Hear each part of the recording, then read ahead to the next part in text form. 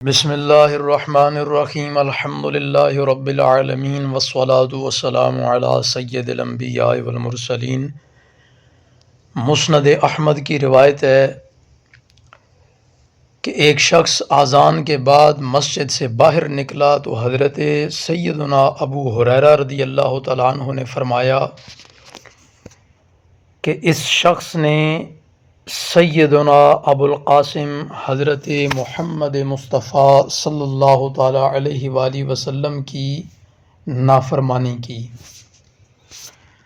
کیونکہ رسول اللہ صلی اللہ تعالیٰ علیہ وآلہ وسلم نے ہمیں حکم دیا اذا کنتم فی المسجد، کہ جب تم مسجد کے اندر ہو، فنودی بالصلاۃ، اور نماز کے لیے اذان دی جائے، فلا یخرج احدکم حتی یصلی،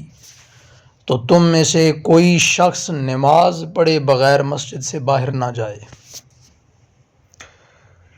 اس حدیث مبارکہ میں چند ایک عام مسئلے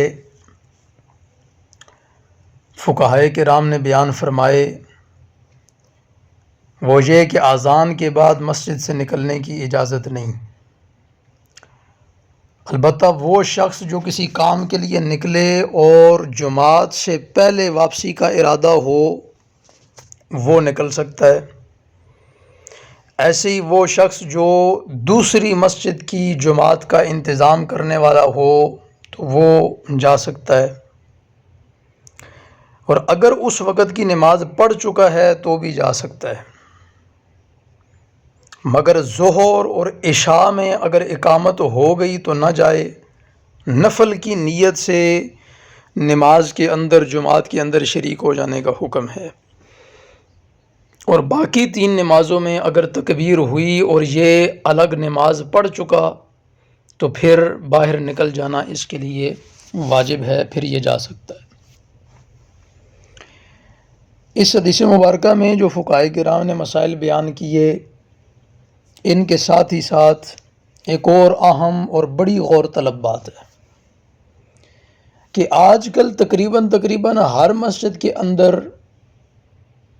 کچھ ایسے عجوبے پائے جاتے ہیں کہ جن کی امام کے پیچھے نماز نہیں ہوتی، اور کرتے کیا ہیں کہ جب اذان ہو جاتی ہے اپنی نماز پڑھ کے نکل جاتے ہیں، اور اگر ان سے پوچھا جائے کہ بھئی تمہاری امام کے پیچھے نماز کیوں نہیں ہوتی، اس کی وجہ کیا ہے، تو ان کے پاس کوئی خاطر خواہ جواب نہیں ہوتا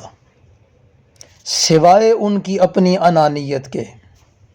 سوائے جاہلیت کے،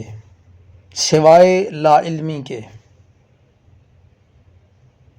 لیکن اپنے ہی آپ مفتی بنے پھرتے ہیں، اور یہ مسئلہ تقریباً ہر دوسری تیسری مسجد کے اندر یا ہر 10ویں مسجد کے اندر یہ مسئلہ پایا جاتا ہے کہ 1-2 ایسے عجوبے شگوفے ضرور ہوں گے کہ جو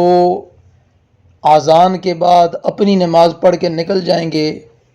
اور ان کے پاس نماز الگ پڑھنے کا کوئی ٹھوس ثبوت موجود نہیں ہوگا۔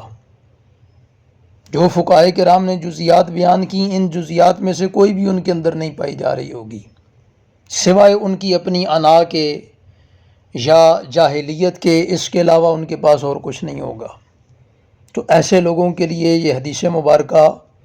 بڑی غور طلب ہے کہ حضرت سیدنا ابو ہریرہ رضی اللہ تعالیٰ عنہ فرما رہے ہیں کہ جو ایسا عمل کرے اس نے رسول اللہ صلی اللہ تعالیٰ علیہ وآلہ وسلم کی نافرمانی کی۔ اللہ رب العزت ہمیں سمجھنے کی توفیق عطا فرمائے، مسائل دینیہ کو صحیح انداز میں سمجھ کے ان پہ عمل پیرا ہونے کی اللہ رب العزت ہمیں توفیق عطا فرمائے۔ وآخر دعوانا الحمد للہ رب العالمین۔